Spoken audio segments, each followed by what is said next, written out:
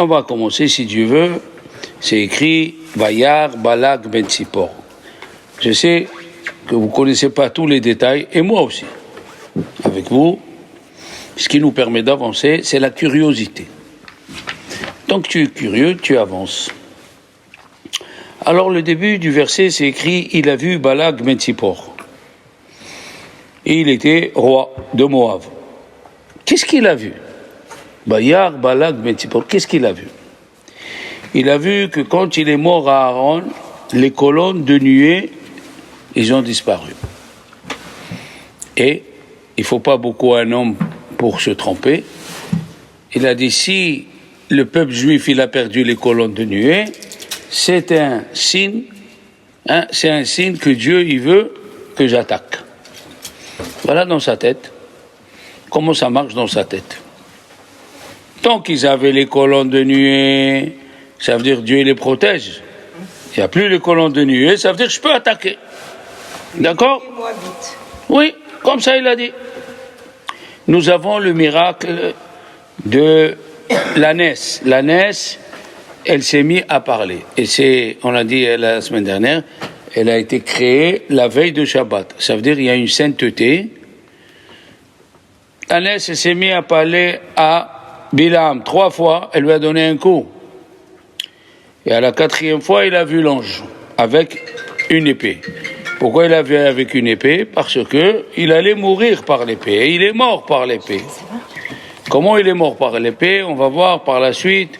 Il a dit, il connaissait des noms de Dieu spéciaux, qui peut se lever dans le ciel. Il est parti juste devant le rideau qui sépare Dieu, enfin la majesté divine, et lui. Et il s'est mis à prier, pourquoi tu veux me tuer? Tu m'as créé. Comme ça, il avait des arguments, bien sûr, faux. Et Pinchas, il est venu, il a prononcé les mêmes noms de Dieu. Il est venu à côté de lui et il a tué. Comme ça, c'est écrit dans le Midrash. Oui, nous, on croit que c'est un peu de la magie, ou on n'est pas dans ce système. Avant, ils étaient plus forts que nous dans tout. D'accord? Nous, à travers la prière et les tzadikim, voilà. Alors, vous savez qu'après la prière, vous avez un patach là, voilà. Après la prière, les enfants, on doit, les séfarades, on se rappelle de, vous savez pas, Asara Zechirot. Les Asara Zechirot, on doit se les rappeler après la prière. Ah, même ici, ah là voilà. Ça c'est les 13. Ça c'est les 13 signes de la Emouna, d'accord? Et les souvenirs, voilà. Et il y a écrit, rappelle-toi de Maaseh, Mahamad Arsel, Mash, où est celui-là? Mash Ya'atsu Balak ou Bil'am La'asot, ce qu'ils ont pensé, Balak et Bil'am, faire à nos ancêtres, grâce à la bonté de Dieu. Voilà, vous savez qu'après la prière, il faut s'habituer à les faire. Il y a 10 échirot. Il y a les 13 articles de foi, très bien. Il y a 13 articles de foi. Et il y a 10 souvenirs qu'on doit se souvenir tous les jours. Parmi eux, ce qu'il a fait Balak et Bilam. D'accord? Ce qu'il a fait Balak et Bilam, il faut se souvenir. Obligatoire. Alors, dans la Gemara de Baba Batra, il y a 60 Gemarot, d'accord? 60 Gemarot. Dans la Gemara de Baba Batra, il y a écrit Moshe Rabbeinu, il a écrit son livre et la paracha de Bilam. C'est quoi ça, son livre? Il a écrit les 5 livres de Torah, plus la paracha de Bilam. C'est quoi ça? Mais dans les 5 livres de Torah, il y a la paracha de Bilam. Voilà la question. Comme ça, il pose le shla. Alors, le shla, c'est l'acrostiche du nom Shene Luchot Aberit. Shene Luchot Aberit. Apprenez le nom des Chachamim et leur vie.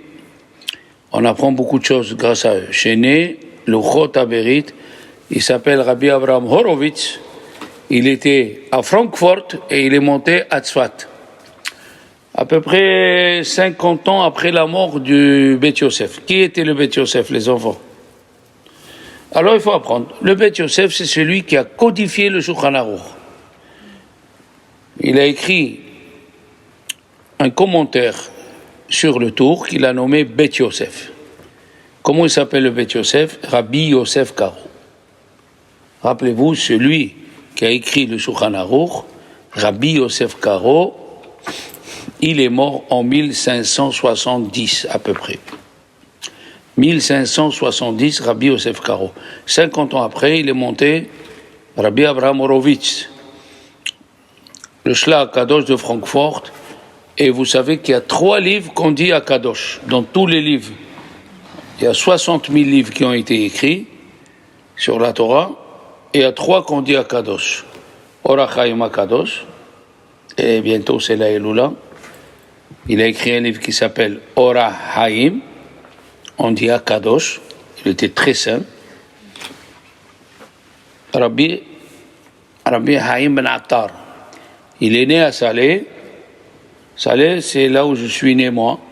À côté, Rabat Salé. Ils sont collés, ils sont séparés par un pont. Au Maroc, à Salé. Il est né à Salé. Et il est mort en Israël. Dans le chemin, il s'est arrêté à Livorno. C'est là où on imprimait les livres. Ils lui ont dit, Arabe, si tu es là, c'est pas pour rien.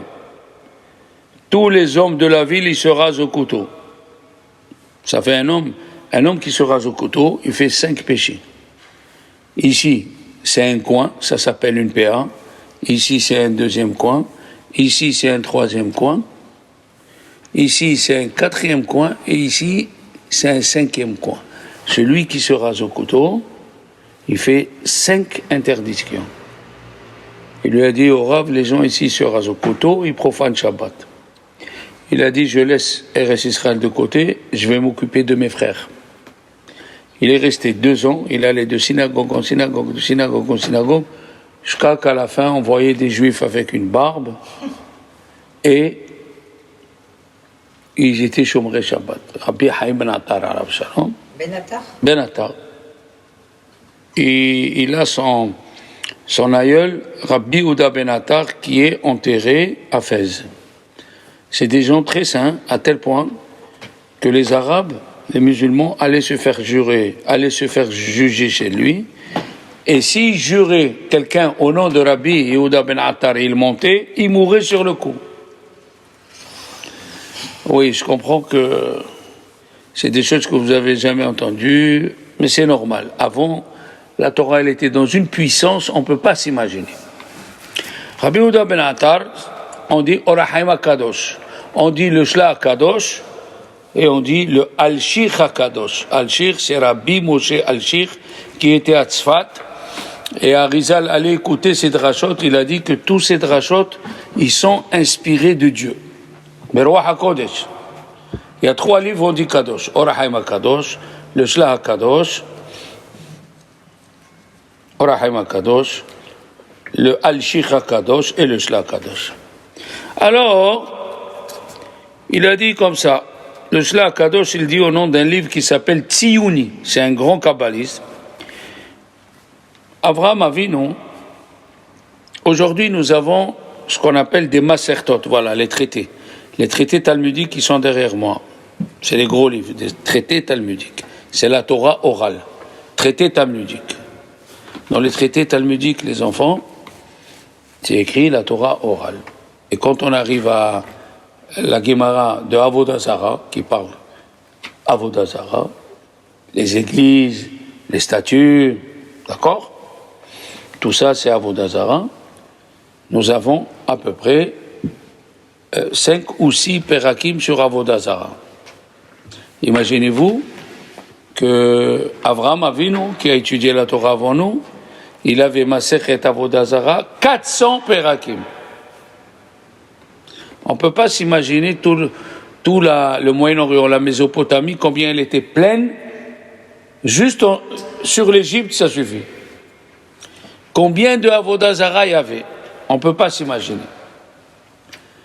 Ça a émigré aussi en Haïti. Vous savez qu'en Haïti, ils font l'adoration du vaudou. Quand ils veulent demander quelque chose à Dieu, ils égorgent un bouc. Pourquoi? Parce que son sang ressemble au sang humain.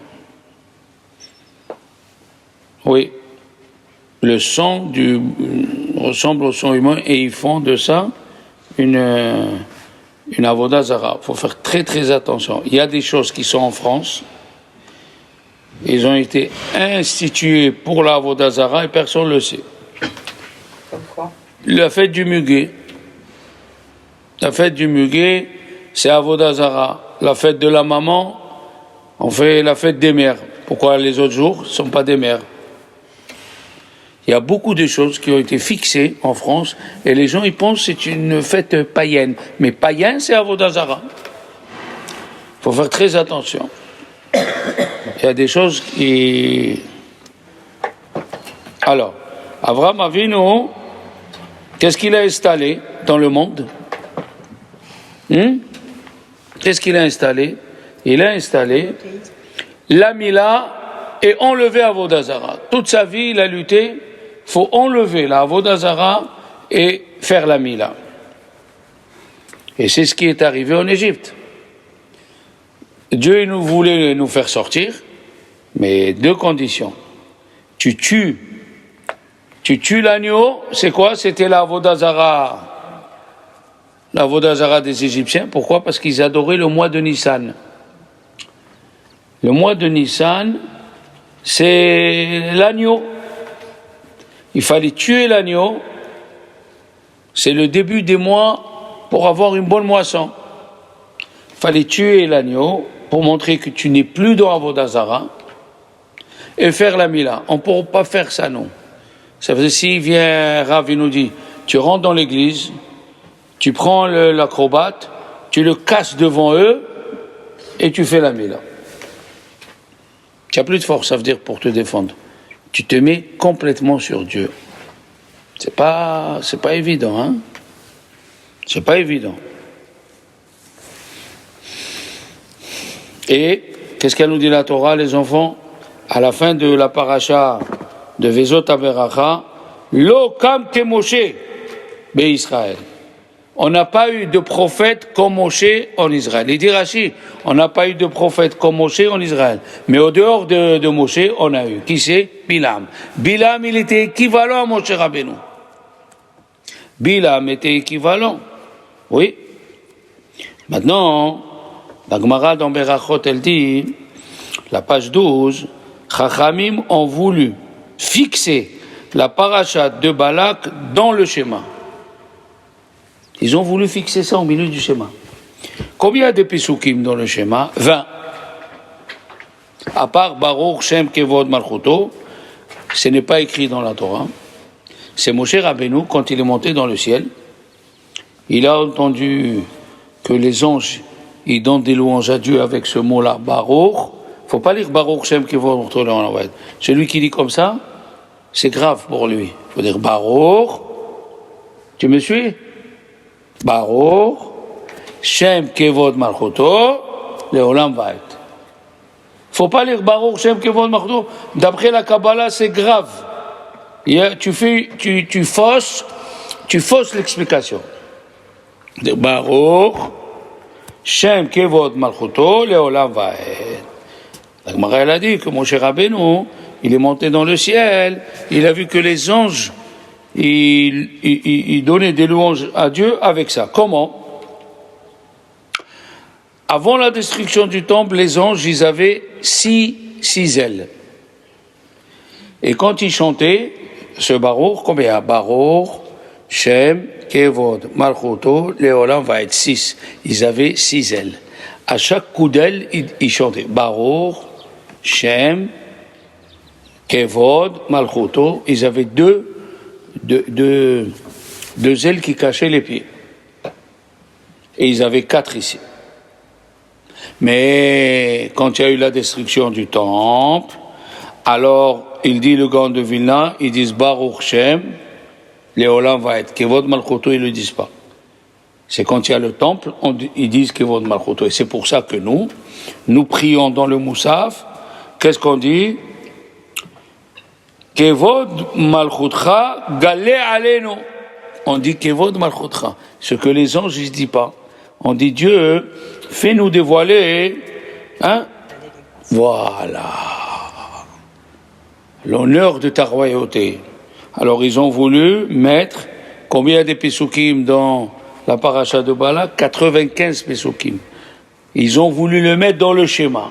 Vous vous rendez compte, tellement cette paracha elle est importante.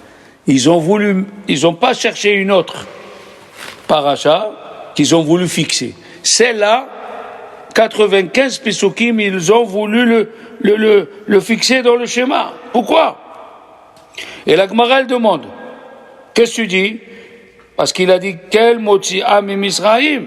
Dieu nous a fait sortir d'Égypte. Mais il y a plusieurs mitzvot où on dit Zecher l'Isad Misraïm. Le Shabbat, le Kiddush de Yom Tov. Ne pas prendre d'intérêt. Tu prêtes 10 euros à ta copine, elle te rend 12. C'est péché. Celui qui prête avec intérêt, il transgresse 6 avérotes. Il te vient un juif, tu le connais bien. C'est ta famille en plus. Et tu dis, regarde, la banque me demande 10% si je demande un prêt. Je te donne à toi 5. Moi je gagne et toi tu gagnes. C'est assourd de prêter avec intérêt. Mais que pour les juifs. Que pour les juifs, bien sûr. Parce que eux, quand ils nous prêtent avec intérêt. Mais entre nous, on ne doit pas se prêter avec intérêt et pas que ça. Le grand devina, il dit, on ne doit pas se rendre de la petite monnaie. Ah. Tu as compris ça? Ça veut dire, je te demande, prête-moi 50 centimes, il me demande 50 centimes pour le parking. Après, je viens te les rendre, c'est assourd que tu les prennes. Ah. Parce qu'on est des frères et sœurs. C'est quoi cette histoire? On fait attention maintenant à 50 centimes. D'accord. On ne doit pas se rendre de la petite monnaie. Il faut montrer qu'on s'aime. D'accord? Alors, elle continue, la Gemara dit, c'est à cause de quoi on doit écrire ces pesukim? Parce que c'est écrit Kara shachav kari uchlavi mikimenu. Il s'agenouille et il dort comme un lion, et il se lève le matin comme un lionceau. C'est ce qu'il dit Bilam au sujet du peuple juif. Que nous, quand on dort comme un lion. Je ne sais pas si on peut dire ça à tout le monde aujourd'hui. Le lion, il est sur ses gardes, même quand il dort. Il écoute un petit bruit, il se lève. Aujourd'hui, j'ai pas pu me lever. J'ai fait la grasse matinée. Alors tu fais pas partie du peuple juif. Un juif, il doit se lever de bonne heure, il n'y a rien à faire. Pour prier. Si tu es fatigué, le docteur il dit que tu dois te reposer. On ne parle pas de ça, on parle en temps normal. Qu'avant de dormir, déjà tu te programmes, demain je me lève à 11h. It's no good.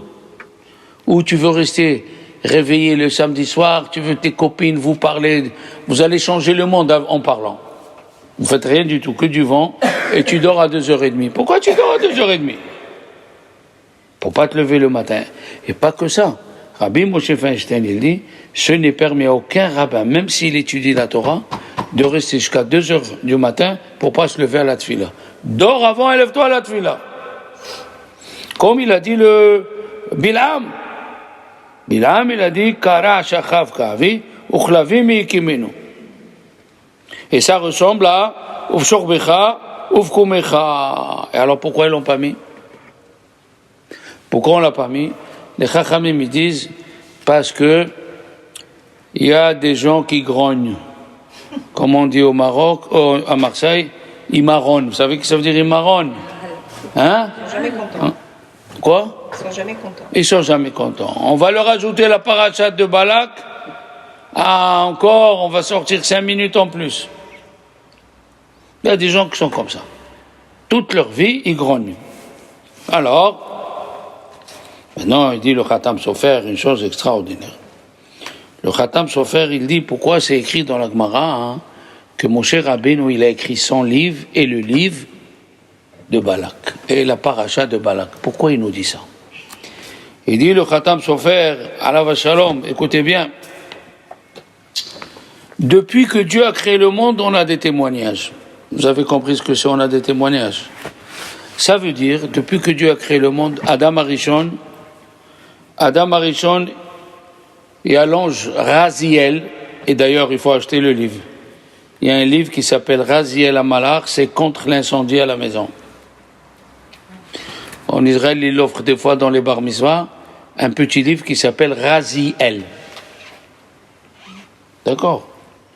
Raziel, il lui a donné des secrets à Adam Arishon. Adam Arishon, il a donné des secrets à son fils. Son fils, il a donné des secrets à Noach. Noach, il a donné à Shem. Shem, il a donné à Abraham. Shem, il a étudié avec Yaakov Avinu, il avait 50 ans. Après, il y a le fils de Yaakov qui a reçu les secrets, c'est Lévi. Après, il y a eu Amram. Après, il y a eu Moshe.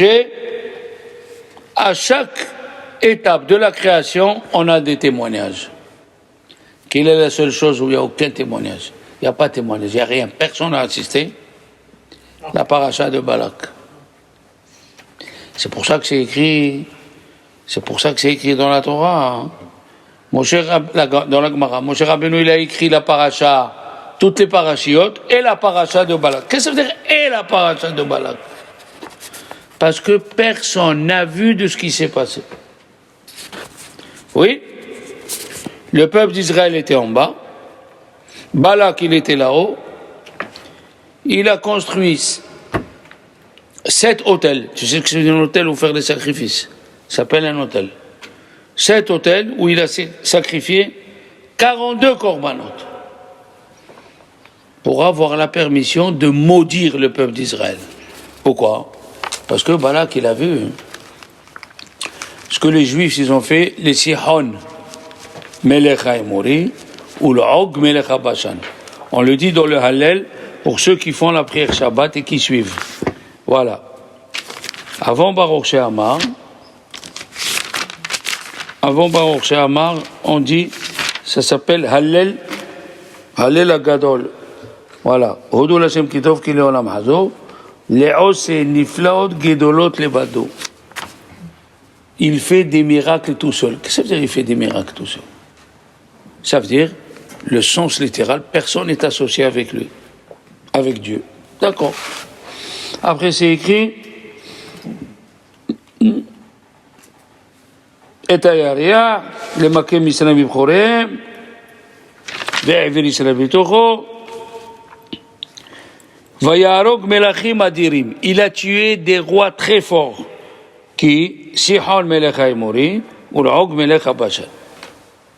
Alors, qu'est-ce qu'il a vu, Balak? Il a vu que les deux puissances mondiales, l'Amérique et la Russie, un petit pays comme Israël, il les a esquintés. Comme ça, il a vu ça. Il a vu ce qu'on a fait à Og Melech HaBashan et à Sihon Melech HaEmori. Qu'est-ce qu'il a dit? Il a dit, ils vont s'attaquer à moi, ils vont me faire disparaître. Si les grands, ils sont par terre, qu'est-ce qu'ils vont être les petits? D'accord? Il dit, le Khatam Sofer, au nom de Mishneh, au nom du Rav, les Mishneh, les Melech. Qui c'est le Rav Mishneh le Melech? C'est un Rav qui s'appelle Rabbi Yehuda Rosanis. Rosanis, c'est en espagnol. Il était rabbin à Istanbul, Constantinople. Rabbi Yehuda Rosanis, il était rabbin à Constantinople en 1740. Il a écrit des livres fabuleux. Moi, j'ai étudié un peu de ses livres. C'est être génie. Ça veut dire que tu dis une phrase et il colle tout ce qui est écrit dans le Midrash, dans la Gemara, sur cette phrase. Ça veut dire qu'il a une vue plus affinée que nous. D'accord? Il a écrit dans le Hallel, Allélu kol goyim, Allélu kol goyim ki gavar alenu hasdo. Les goïms, ils vont donner des louanges à Dieu car la bonté de Dieu est sur nous. C'est quoi ce verset? Vous savez c'est quoi ce verset? Ce verset il vient nous dire l'essence de la paracha de Balak. À quoi elle sert cette paracha? À quoi elle sert cette paracha? Cette paracha elle sert, mademoiselle, que Dieu il te fait du bien et il nous fait du bien sans qu'on le sache. Voilà le problème. Sans que tu le saches. Il te fait du bien et il te prépare ton bien sans que tu le saches. Exemple, ce matin, mesdames, mesdemoiselles, je suis sorti de chez moi sans prendre mon petit déjeuner. Je ne savais pas où m'arrêter pour acheter un petit pain au chocolat. Je rentre ici et Madame Michel, elle nous a amené des petits pains au chocolat de chez Manicoti. Voilà comment ça s'appelle. Le bon Dieu, il fait attention à toi sans que tu le saches. Et ça, c'est très important. Ça veut dire qu'il y a des goïms qui cherchent à te faire du mal et Dieu, il les empêche et tu n'es pas au courant, tu le sauras qu'après. Tu es docteur et tu as eu quelqu'un qui s'est plaint et dans l'ordre des médecins, il y a un docteur juif qui t'a défendu sans que tu le saches. Je ne sais pas si vous le savez, vous ne suivez pas le foot, ni moi d'ailleurs, mais il y a 3 ans, à Genève, la FIFA, le centre de foot du monde, ils ont pris des pots de vin des Émirats arabes pour exclure Israël du football. T'as compris ça? Mais ils ont oublié, dans la FIFA, il y avait un juif américain, mais qui faisait rien, donc il ressemblait aux autres. Et quand ils ont voulu exclure Israël, il a enregistré et il a filmé les valises d'argent qu'ils ont reçues, toute la FIFA, des Émirats arabes. Et il a dénoncé, et il y avait parmi eux un grand joueur français qui s'appelle Platini. Eh bien aujourd'hui, il est à plat. Il passe au tribunal, et il est obligé d'avouer, il y a les photos. Voilà comment Akadosh Baruch Hu, il fait attention à nous sans qu'on se rende compte. Combien de fois on se dit, mais oui, il est Dieu. Mais est-ce que Dieu ne voit pas ma situation? Vous savez que moi, à la Yeshiva du Redon, je suis le dernier à me marier, parmi les grands. Mais avant de me marier, je me disais, mais tu es là, Akadosh Baruch Hu, est-ce qu'il est là? En vérité, il est là. Seulement, il faut patienter. On n'a pas la patience. On veut tout maintenant. C'est pas comme ça qu'il marche Dieu. Hachem, il marche, il faut que tu patientes. Pour montrer que tu as la émouna envers lui. Ça va pas comme ça. Ah, j'ai envie de ça? Non. Regardez, je vous ai toujours raconté quelqu'un qui rentre dans un antiquaire. Écoutez, mademoiselle, je vais vous poser la question. Il rentre, il voit une belle chaise. Il dit au vendeur, là, il lui dit 500 €. Et l'autre, il répond pas. 1000 €, il répond pas. 1500 €, 2000 €, il lui répond pas, il sort. Il a bien fait ou il a mal fait? Qu'est-ce que tu dis? L'autre, il répond pas, le vendeur. Qu'est-ce que vous dites? J'attends une réponse. Il aurait dû lui poser la question. Hein? Il aurait dû lui poser la question. 1. Il aurait dû marchander. 2. Il aurait dû lui laisser le temps de répondre aussi. Mais un vendeur, il a le temps de répondre, le vendeur. Qu'est-ce qu'il veut? Vendre! Écoutez bien, la réponse, elle est, il n'a pas mis le prix qu'il fallait. C'était un fauteuil où il s'asseyait Bonaparte pour manger. Napoléon. C'est pas avec 2000 €. Toute chose, des antiquaires qu'elle est vieille, si tu mets pas le prix qu'il faut, on te la donne pas. On te la donne pas. C'est très simple. Alors écoutez bien. Quand tu demandes quelque chose à Dieu, faut mettre le prix dans les prières. Tu veux qu'avec la première prière que tu demandes, Hachem, je veux gagner au loto, et Dieu il te donne le loto. Ça serait trop facile. Combien de filles ici, vous avez fait un dossier pour se convertir, qu'est-ce que vous voulez qu'on vous convertit dans la semaine, dans le mois? Mais c'est impossible ça. C'est impossible. Quand tu demandes des choses qui sont très hautes, il faut que les prières ils vont très hautes aussi. Il faut faire beaucoup de prières dans la journée.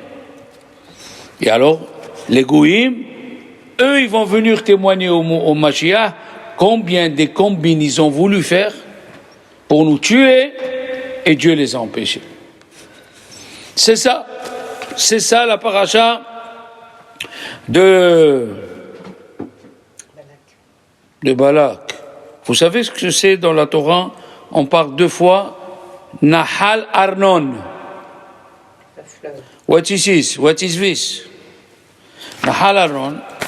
Écoute, mamie, il y avait 2 montagnes. Israël devait rentrer en Israël, il y avait 2 montagnes où il y avait des trous et de l'autre côté il y avait des pics.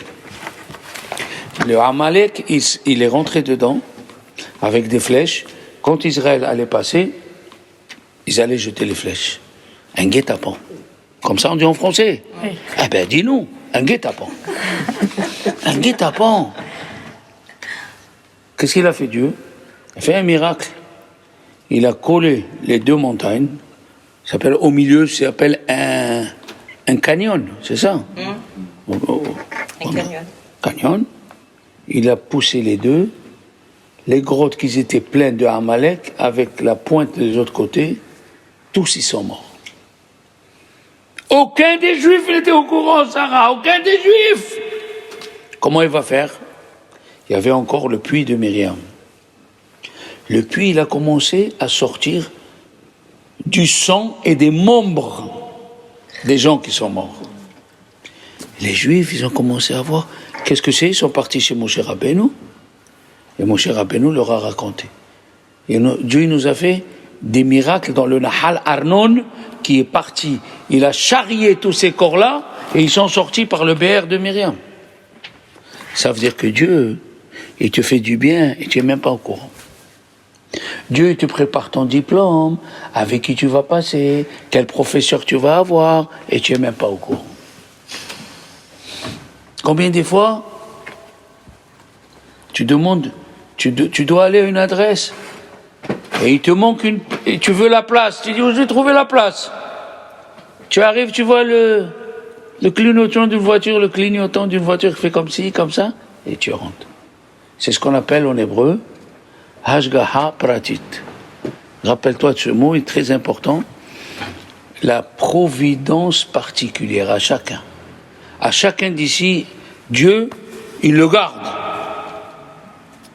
Il le garde.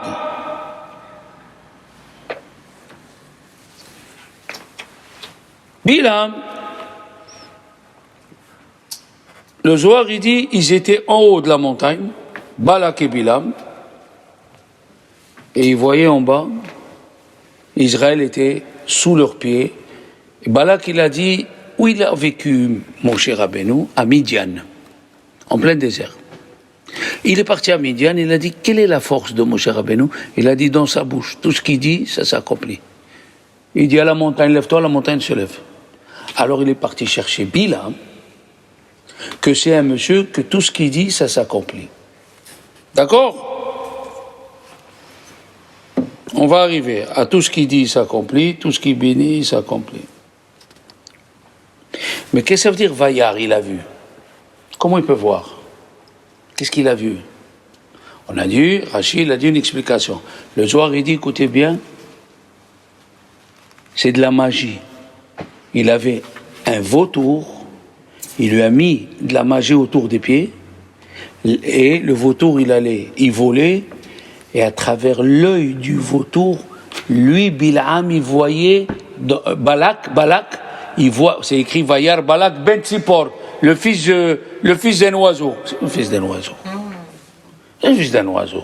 Il avait un oiseau qui le bourrait de magie, et quand l'oiseau allait, si vous voulez, comme on appelle aujourd'hui les drones, tout ce qui voyait l'oiseau, Balak il le voyait. Comme ça il dit le Zohar. Comme ça il dit le Zohar. Oui. Alors, Balak, il a amené Bilam. Alors Bilam il demande à Dieu, je ne vais pas aller les maudire, je vais aller les bénir. Qu'est-ce qu'il lui dit Dieu? Ne le bénis pas. Pourquoi? Parce que Bilam, des fois, les bénédictions des rachats, ils sont mauvaises. Je te donne un exemple. Qu'est-ce qu'ils ont fait les Juifs avec la richesse? C'est écrit dans la paracha à la fin de Devarim. Vaishman Yeshurun Vaïvat. Vaishman Yeshurun. Israël a grossi dans l'argent, ils ont fauté. Quand tu as l'argent, on ne peut plus te parler, tu sais à qui tu parles. Tu sais à qui tu parles. Oh, j'ai 12 milliards d'euros, qu'est-ce que tu as toi? 5 000 euros, tu nous fais les chansons. Quand tu as l'argent, les gens ils deviennent méchants. Ils se séparent de la communauté. Attention, à qui tu parles? L'argent, elle amène les gens à faire la Avodah Zarah. Oui. Alors qu'est-ce qu'il a dit Dieu? Ne les bénis pas. Tu veux les bénir pour après qu'ils font des fautes. Pour qu'ils font des fautes. D'ailleurs, les commentateurs, ils disent, comment Dieu il nous a dit de prendre l'argent en Égypte? Et avec cet argent, on a fait le Hegel. Avec cet argent, on a fait le veau d'or. Alors il y a qui disent, c'est pas avec cet argent, avec l'argent qu'ils ont pris quand ils sont sortis de la mer Rouge. Il y avait encore l'or et l'argent, Dieu ne leur a pas dit prenez. Oui, parce qu'il y a un argument. Voilà. Et alors, mi-mitzvah, elle entraîne une autre mitzvah. Et là, on voit que non. D'accord? Qu'est-ce qu'on dit à l'abeille? Imagine-toi, elle vient une abeille. Hein, mademoiselle Legrand, elle vient une abeille, et tu dis, écoute, je t'aime bien. Vraiment, je veux te donner du miel, mais je te pique. Qu'est-ce qu'on dit à l'abeille? Ni ton miel, ni ta piqûre. L'homme est orcher, l'homme est d'orcher. L'abeille, elle donne le miel, mais elle pique. Il a dit Dieu à Bilam, ne les bénis pas, parce que toi, en les bénissant, tu nous piques. Maintenant, extraordinaire, on voit aussi une chose. Rivka, à quel âge elle a donné des enfants? Tard. Pourquoi? Voilà, son père, il a béni. Avec quel prix? Lavan, il a béni Rivka. Oui, avant de partir, il lui a dit qu'il y avait beaucoup. Exact. Alors pourquoi elle n'est pas tombée enceinte de suite? Elle ne peut pas donner. Pour pas qu'on dise c'est grâce à la bracha de Lavan, des rachats. C'est grâce à la bracha des rachats qu'elle a eu des enfants. Qu'est-ce qu'il a fait Dieu? Il l'a mis stérile, il l'a laissé jusqu'à que Isaac il a eu 40 ans. Tu as compris? Des fois, la bénédiction d'un homme mauvais, c'est pas une bénédiction, c'est une mauvaise chose. La bénédiction des rachats. Pourquoi Sarah Imeno, elle a atteint 90 ans pour avoir un enfant? Et elle était stérile. Et elle n'avait même pas le ventre où il grandit le bébé. Comment ça s'appelle ça? L'utérus. La matrice. Il n'avait ni matrice ni rien du tout. Pourquoi il a fait ça, Dieu? Pour pas que les gens ils pensent que Sarah, elle est tombée enceinte grâce à son père et grâce à sa mère. Il a rendu rien du tout, il fallait un miracle. Il fallait un miracle.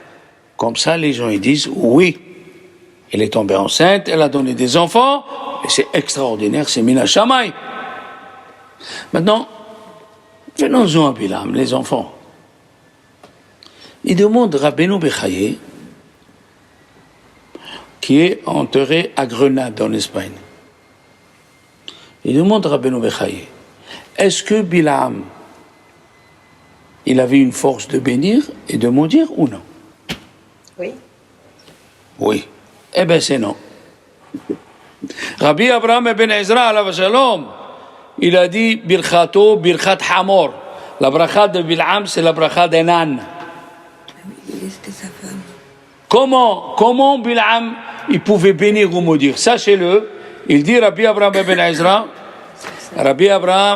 Bilam, c'était un grand astronome, un grand astrologue. Tu lui donnais la date où tu es né, où tu vis, comment s'appelle la ville, le nom de tes parents, et il voyait s'il allait arriver du bien ou du mal. Et selon ce qu'il voyait, et les gens y croyaient tout ce qu'il dit, mais en vérité, rien du tout. Rien du tout. Birchato, birchat hamor.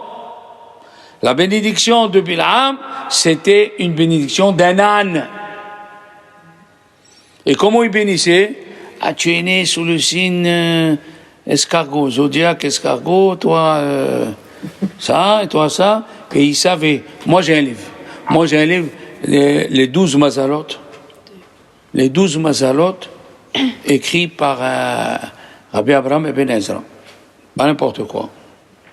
Et j'ai vérifié. Tous ceux qui sont nés en juin, comme moi, comment? Eh bien, jusqu'à un certain âge, on est malade du nez. On éternue, on a les trucs chroniques, Après un certain temps, ils disparaissent, c'est écrit. J'ai fait attention, les signes du zodiaque. Moi, je suis méticuleux, et ma femme, elle est de décembre. Ah tiens, tu as éternué. Ah, oh. Ah là là, hein, en Algérie, quand on éternue, ils disent que c'est vrai, c'est ça? Hein, voilà. Alors, ma femme, elle est le signe de l'eau. L'eau, il va partout. Voilà. Elle se disperse. Là. Et moi, je suis rigoureux. On doit servir Dieu au-delà des astres. Sinon, c'est un désastre.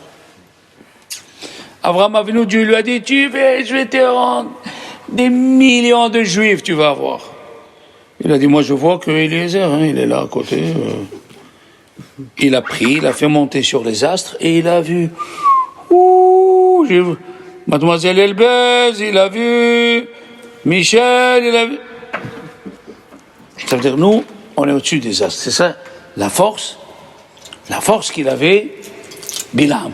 Il était au-dessus, il savait les astres de quelqu'un, et selon ce qui était décidé, mais nous, chaque juif, on est au-dessus des astres. Il y a un converti, un homme, la Gemara le raconte, il savait les astres, il s'est converti, et il est sorti avec son cheval, et il a vu dans les astres à lui, ce qui le concerne, il va être mangé par un lion. Il a rencontré le lion. Qu'est-ce qu'il a mangé le lion? Il lui a donné l'âne. Il a dit, moi, je me suis converti pour croire comme avant, je suis bête. Il s'est mis à croire à Hachem, le lion, il a mangé l'âne. Ça veut dire, voilà ce qu'il était, Bilam. La question, elle est, pourquoi Balak n'a pas demandé à Bilam, reste où tu es et bénis-moi que je vis? Aïe, quelle question. Pourquoi il a dit, viens? De là où il est là-bas, Bilam, qui bénit Balak qui reste vivant, ou qui se bénit lui-même. Balak qui s'est béni, ça n'a pas marché. Il a dit, je voudrais mourir comme Abraham, Isaac et Yaakov. Tamot nafshi mot isharim, ça n'a pas marché. Il est mort par l'épée, comme je vous ai dit au début du cours. Seulement, malheureusement, il a donné le conseil à Balak d'envoyer les filles. Et les Juifs, ils sont partis 24 000 de la tribu de Shimon. Il y avait les filles de Ammon et de Moab. Ils ont fait une tente. Et il dit, moi je vends de l'ombre, je vends ça. Mais avant de rentrer, il faut que tu fasses Avodah Zara. Après, je me marie avec toi. C'était quoi la Avodah Zara? Baal Peor. Tu dois faire tes besoins devant la statue. C'est quoi cette Avodah Zara, Esther? C'est tu t'en fous de tout. C'est ça la Avodah Zara. Nos limites. N'aie peur de rien. Fais ce que tu veux. Tu as aucun examen de conscience à faire. C'était ça la Avodah Zara. Tu as compris? C'était ça la Avodah Zara. De faire ce que tu veux. Et 24 000 se sont pris. Parmi eux, Zimri ben Salou et Cosbi Batsour. Les deux, ils se sont fait prendre au piège. Et il est venu Pinhas. Il les a tués alors qu'ils étaient collés en train de faire la Havera. Il les a levés, Dieu lui a donné la force, il a levé. Le sang n'a pas coulé parce qu'il est Cohen, il n'est pas devenu impur. Il avait des anges autour. Il y a eu 10 miracles, il y a eu Pinhas. 10 miracles. Alors que nous, dans chaque mitzvah, qu'est-ce qu'on dit, mademoiselle? Quand tu te laves les mains, Asher Kideshanu, Bemizvot Avetzivanu, Al Netilat, Yadaim. Kideshanu. C'est quoi Kideshanu? Sanctifié. Donc tous les mitzvot, on dit Kideshanu. Un juif, il est juif, Kideshanu. Kideshanu. Une fille, elle est fille juive, Kideshanu. Tu nous as sanctifiés, on ne peut pas s'amuser ici. Alors pourquoi, il dit Rabbeinu Behaye, pourquoi il n'a pas béni de là où il est? Ah, écoutez bien, c'est extraordinaire. Vous savez que Dieu, il s'énerve tous les jours, un petit peu. Qui regarde Béapo, on dit tous les matins avant Baruch Moshe Amar, qui regarde Béapo, il s'énerve un petit peu. Pourquoi il s'énerve Dieu? Tu sais pas. Moi aussi je savais pas.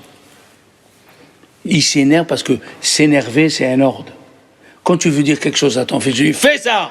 Fais ça, c'est un ordre. C'est la rigueur. Donc tous les jours Dieu, il dit au monde pour qu'il tienne depuis Maaseh Bereshit, il dit tu continues à tenir comme je t'ai dit. Ça c'est un ordre. Hein? Ça c'est la colère. Écoutez bien. Il voulait venir à côté des Juifs pour les voir, et il connaissait l'heure où Dieu il s'énerve. Il connaissait, c'est écrit dans la paracha de Yodéa Da'at Elyon. Il sait à quel moment Dieu il s'énerve. Et alors qu'est-ce qu'il fait? S'il sait à quel moment Dieu il s'énerve, il attaque. Il maudit. On ne sait pas combien ce moment, peut-être c'est 1 heure, peut-être c'est 1 minute. Il commence à maudire et ça s'accomplit. Voilà ce qu'il voulait Balak de Bilam. Et qu'est-ce qui est écrit dans la Torah, mademoiselle? Pendant 10 jours, Dieu ne s'est pas énervé. Pour ne pas donner à Bilam l'occasion de maudire. Quels sont les 10 jours? C'est entre Rosh Hashanah et Kippour. Pendant 10 jours, Dieu ne s'est pas énervé. Et c'est écrit, rappelle-toi ce que Balak ou Bilam ont voulu faire, et Dieu il s'est retenu de s'énerver. Il y avait Rabbi Yoshua, Michel, Rabbi Yoshua, il voulait maudire un athée, un juif athée parce qu'il faisait du mal. Comment on sait quand Dieu il s'énerve? Hein, Esther, comment on fait? On achète un coq avec la crinière là, comment s'appelle le truc? La crête. Et quand il lève le pied droit, et la crête elle est rouge, c'est le moment où Dieu il s'énerve. Alors il a acheté le coq pour maudire cet athée-là. Au moment où la crête elle est devenue rouge, il a levé le pied et s'est endormi. Il a dit, ça veut dire que Dieu ne veut pas que je maudisse ce monsieur. Jusqu'à aujourd'hui. On sait quand Dieu il s'énerve. Mais le but de cette paracha, avec tous les détails, c'est comment Dieu fait attention à nous sans qu'on le sache. Comment les goïms nous veulent du mal et Dieu nous veut du bien sans qu'on le sache. Tu marches dans la rue, qu'est-ce qu'il fait Dieu? Tu es obligé d'aller donner un cours et il y a un embouteillage ici. Il défait l'embouteillage pour que toi tu trouves la route. On ne se rend même pas compte. Combien de miracles Dieu fait? On rencontre les personnes qu'il faut. Monsieur Mimoun Chaim, que je connais bien, Monsieur Mimoun Chaim, un homme qui fait beaucoup de bien, lui et sa femme Claudine que j'adore, elle fait beaucoup de bien, vous les connaissez. Il était son fils il a appelé, il vient d'avoir un garçon et il a une maladie rare dans le sang. Et il faut trouver un spécialiste. D'accord? Il était dans l'avion et il était bien sûr angoissé. Son petit-fils, le premier petit-fils. Le monsieur d'à côté lui dit, mais qu'est-ce qu'il y a, monsieur? Il dit, voilà, mon petit-fils il est né, il a un problème de sang, je suis angoissé, je vais arriver. Il lui a dit, un problème de sang? Il a dit, vous ne pouvez pas tomber mieux. Je suis le professeur à Tel HaShomer, à Tel Aviv, des problèmes du sang des enfants. Ça, monsieur Mimoun Haïm me l'a raconté. Il y a un autre de Bnei Brak, il a mal au cœur. Le cardiologue qui sait la maladie qu'il a, il se trouve à Hadassah. Va à Hadassah, va trouver le directeur, va chercher un rendez-vous. Mesquine, il prie à Kosbarkou, il prend sa voiture, il cale juste à la rentrée de Jérusalem. Il descend, le pneu, comment je vais faire? Rien, monsieur lui dit, je peux t'aider, tu es assez âgé. Il lui dit, viens, il lui dit, mais où tu vas? Il dit, je vais à Adassa, j'ai un problème de cœur, ça et ça et ça. Il dit, mais c'est moi le professeur. On ne peut pas inventer une histoire pareille. Il dit, mais c'est moi, on va réparer, tu vas venir avec moi. La belle. Comment que je le crois à chaque fois que tu as besoin d'un petit pain au chocolat, tu trouves Michel être la même, mais c'est pas possible. C'est pas possible, je vous dis. En plus, je sais même pas pourquoi je me suis... Eh bien, quand je me nous a aidés, voilà, une bonne semaine, ben, Hashem.